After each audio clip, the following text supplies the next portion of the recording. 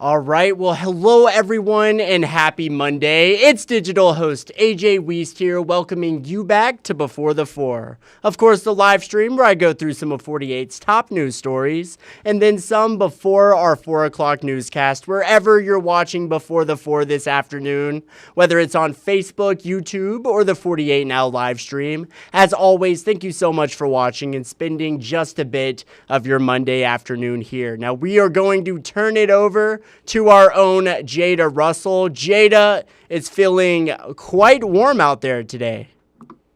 Absolutely. It is hot outside, and if you haven't been outside today, go ahead and make some plans to get outside. Enjoy the sunshine. It is beautiful outside across the valley right now. So here's what we're looking at. A lot of these communities in the low end 70s, except for Muscle Shoals. It is about 76 degrees there. And earlier they were about 78. So they are some overachievers, but we are going to see another day with a possible 70 in it for Tuesday. So plenty of sunshine for today. Clear skies going into our evening as we take on the next few hours. Here's what we're expecting to see throughout tonight. Temperatures will start to drop into those 50s, and it'll be a little comfortable as you're out the door if you have some evening plans, albeit grabbing dinner, doing some grocery shopping, anything in between. It's going to be a nice night to do so. However, something we will start to worry about just a touch for a few areas. Patchy fog starting to pick up, especially if you know you live near one of those roads that it picks up kind of more often than not. I think my first thought is Jeff Road, Capshaw. Those areas typically have a patch of fog every now and again, usually on those nights, but mostly calm, clear, and beautiful in the overnight hours. We are expecting to see some rain chances out of Tuesday evening. Most of Tuesday should be nice, but we'll start to see those rain chances develop in the evening hours. And then as we go into Wednesday morning, most of the morning is going to be that rain chance. You can tune in at 4, 5, 6, and 10 tonight, where our chief meteorologist, Brad Travis, will have a full look at that forecast for you. And I'll send it back to AJ. All right, good deal. Thank you, Jada. Now moving into some of the day's top stories in Marshall County, where earlier today we learned that a sheriff's deputy was arrested by Arab police for domestic violence over the weekend. Now, authorities say on Saturday, Deputy Austin Beard was arrested after officers were called to a residence on Hullico Road. Officers determined Beard was the aggressor in the situation and had assaulted the victim. He was booked into the Albertville City Jail and has since posted bond. Officials say he has now resigned from the Marshall County Sheriff's Office.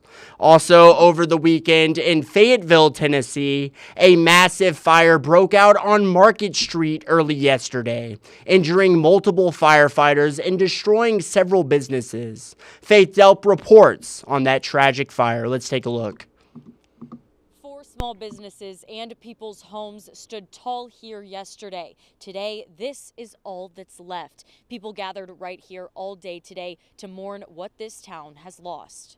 It's just changed the skyline of Fayetteville, Lincoln County permanently, and it is something that we'll be dealing with forever. Rob Barnett is a business owner in Fayetteville and says this town and these businesses are all like family. These shops held their annual chocolate walk on Saturday. Barnett says he was in these buildings during the chocolate walk, and to see them destroyed now is shocking and heartbreaking. And I started getting pictures and messages this morning that these places I was just in, our friends' operations were just completely gone, and just now they're just rubble with nothing to even attempt to recover. Firefighters were out here at 2:15 a.m. and worked tirelessly for the next 12 hours, making sure this scene was under control and all the hot spots were put out. Sunday morning, Jesse Cassis with the Fayetteville Police Department said he knew this was going to be a devastating scene before he even pulled up.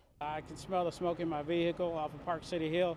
I knew then that it was going to be a sad situation when I arrived because I could see the haze of the smoke. Fayetteville Fire Chief David Bergman told me this afternoon that their firefighters are all out of the hospital now, and one will be out of work for a while due to broken bones. He says the cleanup process will take some time as well.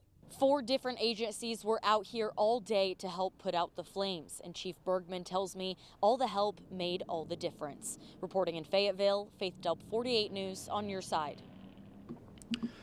Very sad situation there. But now let's shift gears to sports. The Seattle Seahawks are Super Bowl champions. But here in Huntsville, did you know that there's a 4-time Super Bowl champion walking among us? That would, of course, be none other than NFL Hall of Famer, Pittsburgh Steeler, and Alabama A&M great John Stallworth. 48's Carl Prather caught up with him. Let's take a look.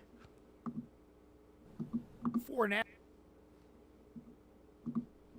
athlete, there's nothing like reflecting on championships. When you have 4, it makes it even sweeter. NFL Hall of Famer and Pittsburgh Steeler and Alabama A&M great John Stallworth vividly remembers Super Bowl week. I have a lot of memories about the week. We had 4 weeks like this during my time with the Steelers. And the first one, full of excitement.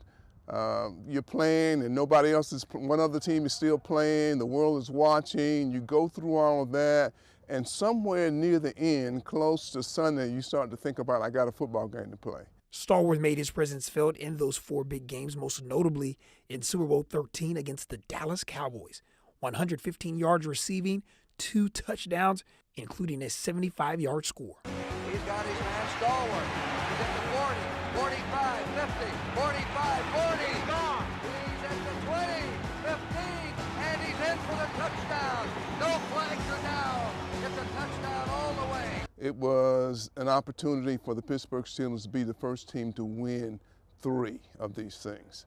And we were very fortunate to go in and do that. And in Super Bowl 14, down 19-7 against the Los Angeles Rams, Stallworth delivered. At the 30, the 20, the 10, the 5, and it's a touchdown for Pittsburgh on the ball to Stallworth, and Stallworth beat Rod Perry. Oh, did he beat him? And the Steelers fire right back on the arm of Terry Bradshaw. 60% slot hook and go produced the go-ahead 73-yard TD reception to put the Steelers ahead for good en route to winning their 4th Super Bowl and a famous Sports Illustrated cover. But for me, I wanted to be a factor. I wanted to be a reason why we won that game. I didn't want to, years from after having played in the game, to look back and say we won, but I didn't do anything significant to help us do that. In our 3rd one, I got an opportunity to do that. And some big plays early in the game, a 70-yarder catch and run, touchdown early on in the first quarter. And so I got to be a factor in Super Bowl 3 and a factor also in our 3rd Super Bowl. The team of the 70s, the Pittsburgh Steelers, and a Huntsville resident part of that success, John Stallworth, 4-time Super Bowl champion. You kind of revel in that, to know that we were the first, and that teams since then are compared to what we were doing in the 70s. Very cool stuff there, but now a sad story. On Friday, Huntsville blues legend Microwave Dave sadly passed away at the age of 80. An absolute legend here in North Alabama, and he was greatly beloved. Noah Cowell on his incredible legacy. Let's take a look. Well, I'm kudzu. What can I do for you? Microwave Dave Gallagher passed away in his home on Friday. He was scheduled to perform that night, but canceled at the last minute, saying he wasn't feeling well. Dave has been the face of blues music here in the Rocket City since the 1980s.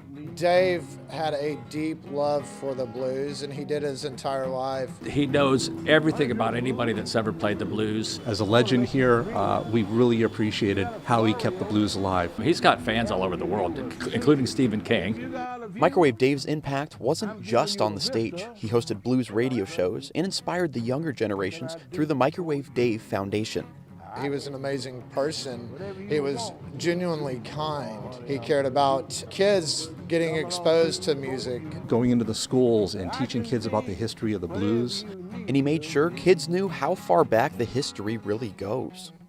And we're going to start off with the kind of rhythm that the people who worked in the fields during the time of slavery used to make the day go better. They would dig and they would throw, right? They would dig the dirt and they would throw. Out of that rhythm, is where the blues got started. Then somebody would start thinking, oh, don't want to work all day, no, oh, He said to Jeff, I'm not a blues man. And Jeff said to him, I said, Dave, you might not consider yourself a blues man, but you're our blues man. Dave always considered it a day to make music. So I think the very best thing we can do is continue to make music in his honor. come on, baby, you know I'm going to grow on you.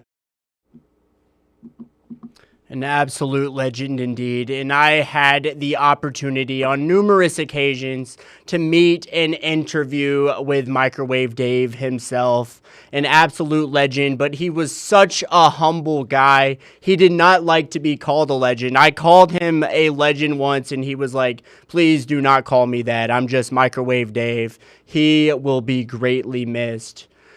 And Microwave Dave, you are absolutely a legend. Well, y'all, that is just about all the time I have for today's Before the Four. But thank you so much for sticking around, spending a bit of this shorter Before the Four here this Monday afternoon. I hope you all have a great night tonight. Enjoy our evening newscasts. And as always, thank you so much for watching. You all have a great night.